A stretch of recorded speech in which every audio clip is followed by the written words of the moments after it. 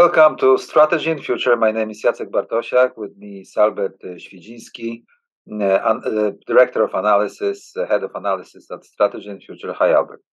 Hi, how are you? Good to be here today. Thanks. Okay, thanks. So, as you know, we've been discussing lately in consecutive episodes the geopolitical position of the intermarium countries and the ongoing events in the world from the perspective of interests of the intermarium, Poland, and other countries of the region. And this time, and we are recording on the 27th of February 2023, we want to talk about the observations of implications and, all this mist or fog or, just noise coming out of the Munich conference, the famous conference on security, probably the most important across Europe. Of course, it's always to be debated which one is the most important, but this one is really famed. Many important leaders, many important strategists present there. And this time, of course, it was in the shadow of the war in Ukraine, with quite a few important speeches, including Macron, including other guys. Albert was following everything that was going on there. So what are your, the overall comments to start with? Look, I'll begin with what Andrew Michta wrote on Twitter. I think it's fitting how the atmosphere in Bayerische Hof, which is the hotel in which the conference takes place, 60th, by the way, anniversary of the conference happening. And he wrote of an eerie feeling he had when he was, traversing the conference from one speech and one panel to another, shaking hands, like, business as usual, kind of, when dealing with Western Europeans. And the atmosphere was as good as always. I suppose the food must have been great. The suits of people must have been decent as well. So it seemed, everything seemed normal in Bayerische Hof, other than, as he pointed out, there is storm brewing outside. And the only times when this, atmosphere of feeling good about oneself was broken when he would speak, with the Balts, with the Poles, with the Ukrainians, and then for a split second, I would imagine the atmosphere, sort of went downhill. But then business as usual returned. We could discuss why it is so. But obviously, you couldn't hide away from the reality that there is a war going on in Ukraine. But when you read statements of multiple presidents, multiple statesmen that were in Munich, you could see most of them, you can't really deny the fact that there is a land war, largest land war in Europe going on since the end of World War II. But at the same time, it was just platitudes. Over and over, they repeated how the West has been united, how transatlantic ties are stronger than ever. At the same time, Chancellor Scholz stated clearly that, decoupling is not something that he agrees on, and this is not the first time he stated that. President Macron... Albert, let me interrupt, because, according to Strategy and Future, there are two main themes in world geopolitics these days. Of course, the security architecture in Europe in the vein of the war in Ukraine. And then another one is, the decoupling. So Scholz clearly made his position on decoupling, and it's not in line with what the United States would like to hear. That's what he wanted to say. Yes, Albert? Exactly. Yes. This is precise. Yeah. And they said it repeatedly, and, there is obvious rope tug of war, so to speak, but Germany's not really budging. They won't say it out loud in the same way many things weren't said out loud in Bayerische Hof. It would spoil the atmosphere, and there is no need for that. But they telegraph it over and over again, that idea of decoupling is unacceptable to Germans, and I understand them fully well. It wouldn't be acceptable for me either if I was a German. Yeah. So we had that, but there were two. I don't know if I could jump into this. There were two interesting speeches that I thought were worthwhile, at least from the most publicized ones. And those were the speeches of representatives of two countries that fought 100 years war with one another. And as fitting for Germans, for the British and the French, the conclusions and the ideas they had were starkly different. So those were two interesting things that happened, I think. Yeah. So tell us more about what Macron had to say. Well, look, Emmanuel Macron is good enough of a politician to know. I'm sorry, I have my clock ringing. I'm not sure. No, that's okay. That just adds flavor. So Macron is too much of a seasoned politician to say out loud what he really thinks. But nonetheless, he telegraphed certain things clear enough that were understandable. So he was too smart to say that, France doesn't really want to see this war end as soon as possible, and with a result most convenient to the French. So he spoke about the need for Ukraine to have a counteroffensive. He recognized this as a mean to an end, because obviously the counteroffensive would have to be limited, and that would in turn allow the peace negotiations to begin, the peace talks to begin. I don't really understand why he believes that counteroffensive of Ukrainians would permit that. Perhaps he thinks that if the offensive falls flat, then the rest of the Western world will realize that it's a futile effort and will stop pushing for continuous war operations in Ukraine. But the thing is, and he made it abundantly clear. And again, it's a concise position. You can understand what he means, and he went beyond platitudes. He believes that it is impossible to create a stable, long-term security architecture in Europe without Russia. He simply cannot fathom it, and perhaps he's right. This isn't something we want as Poles. For us, it basically amounts to our agency being very much limited. But perhaps he's right.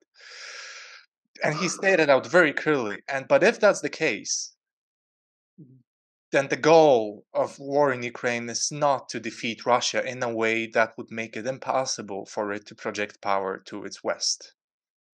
Because then Russia is not a part of Europe. Effectively, geographically, yeah, kind of, but politically, it's outside of it, right? And we've seen it before. We've seen it time and time again in history. And he then said it again in an interview with Le Journal du Dimanche. Those French names are always cool. Crème fraîche, yeah, where he omelette du fromage, where he stated that it was never position of France that Russia should be crushed. This is something that France doesn't want. Yeah, let me sort of decode why they are saying it. They simply, first of all, their mental maps are not allowing them to understand that Russia entered European geopolitics in the 18th century with the Northern War under Peter the Great, and that's it. Okay, and then before the system of balance of power system was without Russia. And why not coming back to that idea? So the modernity was shaped also by Russia projecting power to the West. So France needed it against Germany. France needed it against British even. France needed it for many, many reasons against Turks or other guys or other nations. So it's in the mental map. Second is that they think that Northern Eurasia should have some stability to create a bridge between China and Europe. And Russia is a good proposition because of raw materials and stability and the power projection, and still they are Europeans with great literature and poetry. Why not? The problem is that you need to crush in the intermarium countries, Central and Eastern Europeans who never want this to happen, having lived under the Russian, boots for a long time. And also it doesn't make the Americans happy because it keeps the US out of Europe and out of Northern Eurasia and maybe even out of Eurasia. And United States tends to go to war over that for that reason, to deter this from happening. And that's why Poland and US is on the same page in vis-a-vis the war in Ukraine, and France and Germany not so much, or at least entirely, not so much in the entirety of the need to be on the same page. Right. Yeah, I mean, look, the love affair that the French have with the Russians, it's a job for a shrink. I can't really get to it. Of course, as you pointed out, France wants strategic autonomy. It wanted strategic autonomy during the Gulf. This isn't. There was even talk of being equidistant, right, from Moscow to Washington. If Europe is to gain strategic autonomy, there is no place in Europe for the United States. You won't get that result with the U.S. presence and outsized influence on European affairs. It just won't happen. So in that sense, absolutely. Then there is, of course, those are long-lasting ties. I mean, we Poles know best about French philosophers being paid by Catherine the Great, right? And Voltaire and Diderot and all those, brilliant philosophers. But they needed money. So the love of her, I guess it's on multiple planes of existence. It's on some sort of psychological level, but most importantly, when it comes to hard geopolitical interests. And you're correct. As long as the US is here in Europe, especially in Central and Eastern Europe, you will, especially now under current circumstances, it will be a bulwark to any idea to create some sort of long-lasting economic links between Europe and Asia, across Eurasia, from Lisbon to Vladivostok to Beijing. By the way, I don't know if I mentioned it the last time, but Macron pointed out that he heard that statement. The phrase was pitched to him by Putin. My bad, Putin, when he was speaking about in his speech in Valdai last year, when he was speaking about the concept of Europe from Lisbon to Vladivostok. He said it wasn't his idea. He didn't come up with it. It was one of the French officials. That's all. Yeah, very nice. Very nice. And again, we shouldn't. There is this idea that we should demonstrate moral outrage over the way French think. I think it makes sense from the French perspective. It's just, if we accept this, then we must accept that our agency will be greatly limited. That said, if it doesn't look like the US is winning, this is something that we'll have to entertain. And here we could come to really how Poland, how it looks from our perspective, the vision or the perspective, how we view the perspective of imperfect, temporary peace that could be struck in Ukraine, or could not, because it's hard to imagine this being a possibility. But we will need some strong guarantees, much stronger than what Washington seems to be telegraphing right now. Mm. Yeah, what do you see those? We spoke about this a lot, about the krzywy pokój, the awkward peace. Not even awkward, but even the sort of not a tilted, but the slanted, broken peace, or something that is in the future will turn out to be a poisoned peace or something like that. Basically, that's a very important question. What the peace in Europe and Ukraine could look like. First of all, in order to achieve the status where the peace could be achievable, it's difficult to imagine what would need to happen on the battlefield. First of all, Ukrainians would have to regain all territories seized by Russia. It's hard to imagine without the total collapse of the Russian army. If there is a total collapse of the Russian army, then who is to sign the peace treaty in terms that Russia will be reduced from removed from the position of great powers? So why at all signing peace with those guys if they collapse, as opposed to keep on pushing so that they change entirely and change their imperialism. And if at the same time they may revert to the use of the nuclear weapons with proliferations.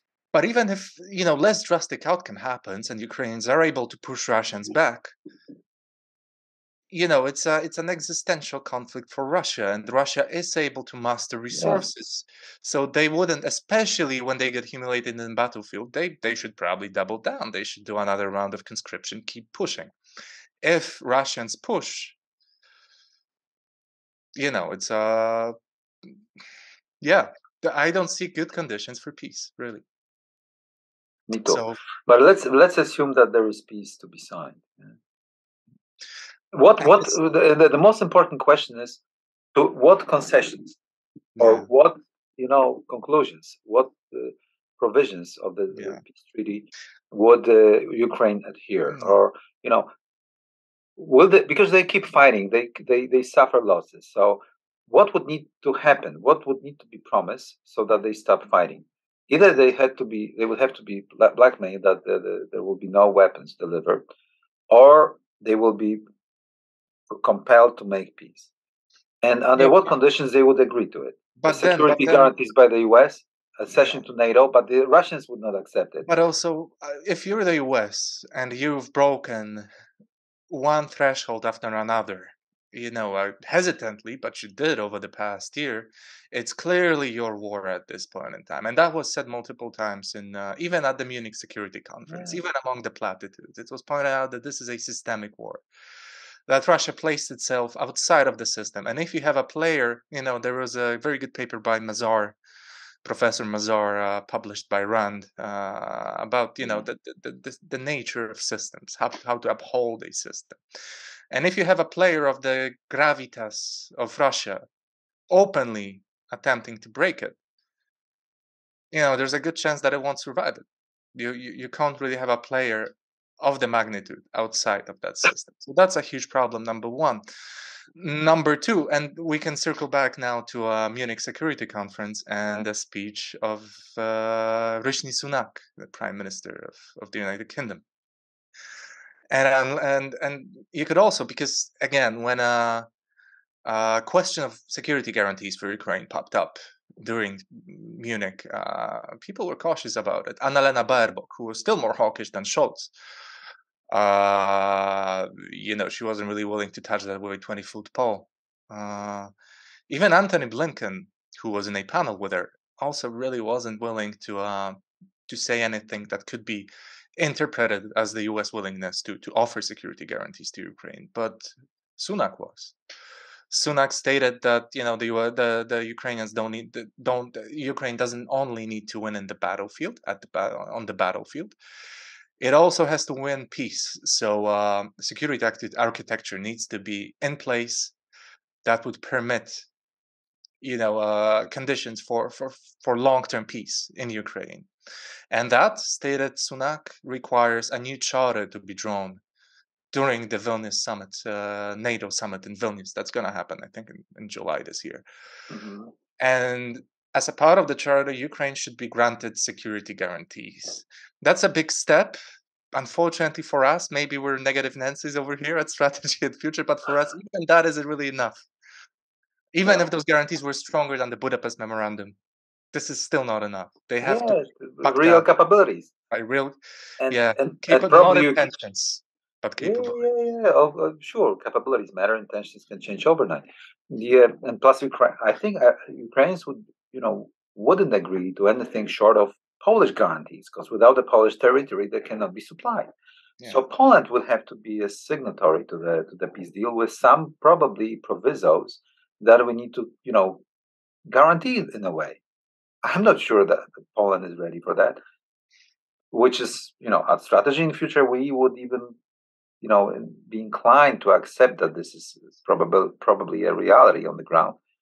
But, the question is also about the nature of NATO, because NATO would have to be sort of diluted, and the Americans and some NATO members would have to hand out, guarantees to the country that is not a part of the NATO alliance, which is complicating the security architecture that was in fact broken by Russia, but still we need to rebuild it somehow, and that would be a huge problem. It would be a huge problem, because if you're looking at effectively and for the sake of stability, because stability tends to be tested. So for the sake of stability, equilibrium, that makes it, And we got to open this can of worms, Jacek. At the end of the day, if you want to effectively counter Russia, you need offensive capabilities should Russia be willing to launch an offensive from Belarus.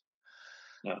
You need active defense, but active defense effectively means that you could, if you want to, I would imagine, you can consider the Article 5 null and void, right? True. So or at least bypass. Yeah.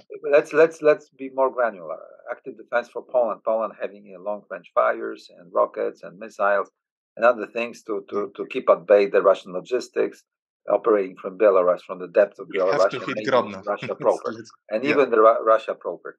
And in order to create a proper buffer zone, create a proper deterrence, we need to have an active defense. This is what we propose, by the way, at Strategy and Future, and that puts us at crosshair of the American escalation control, NATO, Article 5, cohesion of NATO members. At the end of the day, it's a defensive alliance. Yeah. Exactly, and this is again. The Ukrainians would want our guarantees also because they would be the most credible, because we're next in line. So we're most likely to come through on those guarantees. The stakes for us are such that we could entertain this idea. At the same time, if I was a stakeholder in Poland, which I'm not, I wouldn't want Poland to be in the position that Ukraine finds itself right now. So unless I would see solid evidence, not in intentions but capabilities, the US on the ground, I would be very hard pressed to provide those guarantees. I would consider accommodation if those guarantees are not provided. But I'm a it's a big word, but I'd like to think of myself as a strategist. I'm not a politician. My well-being and my survival politically is not tied to the US, so I can say those things.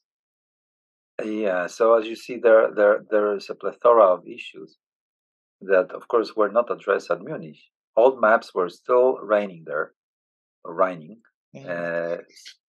still, the Macron was recapitulating the same continental consolidation. Of course, after the prayers of humanity, and that we need to put the end to the atrocities in Ukraine. But Russia still, that Russia is difficult. Plus, Russia is a multiplier of Franco-German engine, by the way, in terms of diminishing the influence of United States on Eurasia, which is why the American officials increasingly find this opposition from the French and the Germans in addressing the war in Ukraine, or addressing the coupling, or the common policy of the West, transatlantic West towards China. And judged from Warsaw, we would like very much to see United States in Europe. We would like very much the intermarium to be on the rise.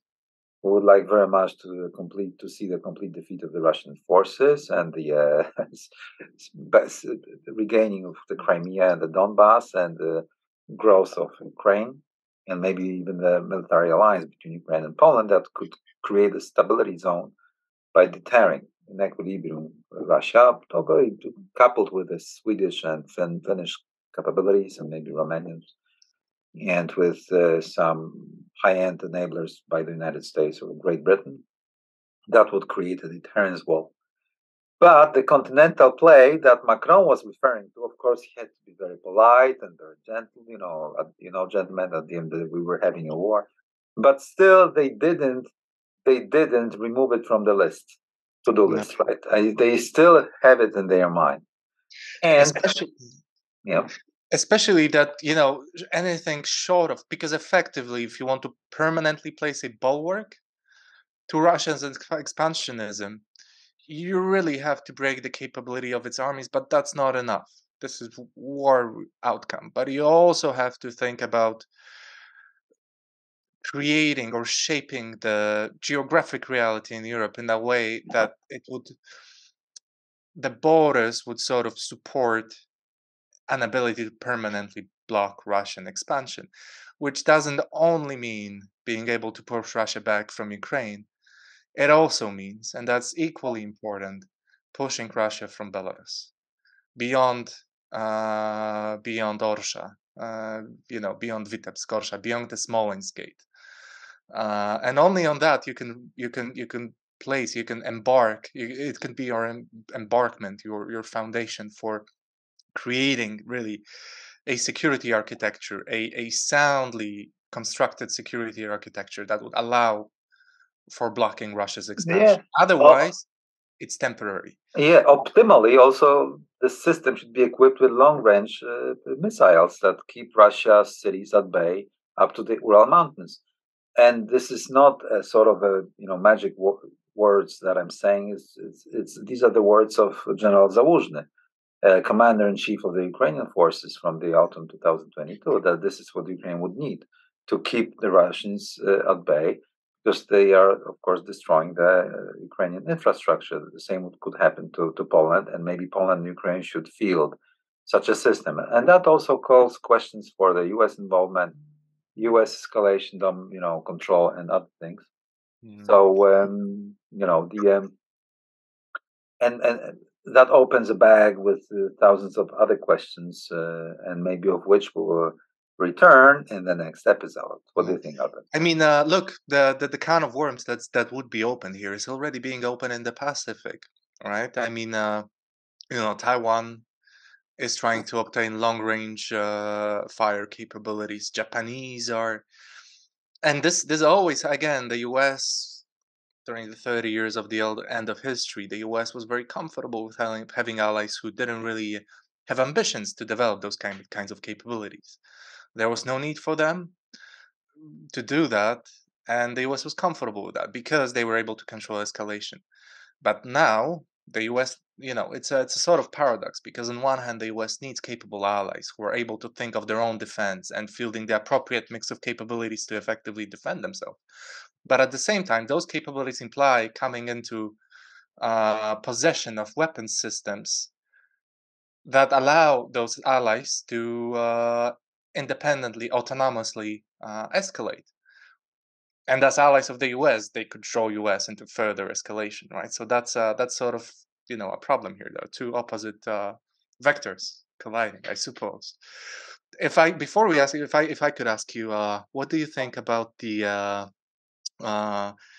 what the US is saying about Chinese land lease for the Russians? What's your Yeah, that that would be a step towards de-escalation with all consequences.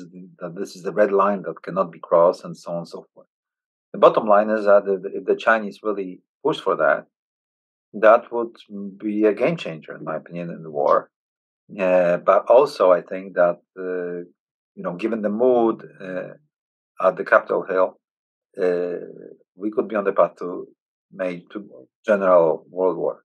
I think if the land lease really started in the earnest, and the United States, being well warmed up by the successes in Ukraine, could also, try to. Of course, that would start probably with some, the bans on economic issues and technology and stuff, just like with Japan prior to the war in the Pacific and during the Second World War. But it could quickly escalate to the conflagration in the Western Pacific and Asia. So that's my opinion. So this is a really game changer if they started doing it. There are some leaks that they started a bit, but we are waiting for the final confirmation. Am I right? I agree. It's very interesting that this happened. That within a week, China was thrust in the very middle of this debate. One with the U.S. Suggesting that it's considering supplies of material to Russia on the one hand, and on the other, China for some reason feeling compelled to present this 12-point plan, which is just very random and full of platitudes, and I don't really know what they were getting at there. But I guess they must have shown something, or they must have came up with something. They felt the need to quickly concoct something. I don't know. It's a strange situation, and yeah, since I know we're slowly wrapping it up, I keep going back. I keep thinking about that. I just think that the Chinese decided to step in to show themselves as a stability player in Eurasia with a general plan, and they have leverage against Russians, of course, and they might have leverage or some help for the Ukrainians could seek help from everywhere for many reasons. And also the Germans and the French might be very happy about it. And that's why the United States is not happy about it at all. Because at the end of the day, with some truce in Ukraine, there might be, reconsolidation of Eurasia version 2, right? Without the U.S. influence in it, or at least to the extent that the Washington circles would like to have. Yeah, and I guess this atmosphere of platitudes and empty rhetoric that was so permeating at Munich Security Conference, the you know the regularness of life, as Chris Moltisanti from Sopranos once put it. I guess this also serves as a way to push away this uncomfortable reality that at the end of the day, the US has no friends in Western Europe. And that's the bottom line. It sounds strange. It sounds It's incinerating. France. It's a It's comment. France in the Intermarium, but it's not France in the Western Europe. And until the Americans are able to really, move around their mental maps as to who is with them in Europe, who's not, what are the core interests of those countries, they're going to have a problem properly managing the continent. So I agree. Let's end with this statement. We'll see what happens in our next episode in due time. Thank you, Albert. Thank you. I like this. Yeah, you stay with us at Strategy and Future for more episodes like that. Thanks. Bye.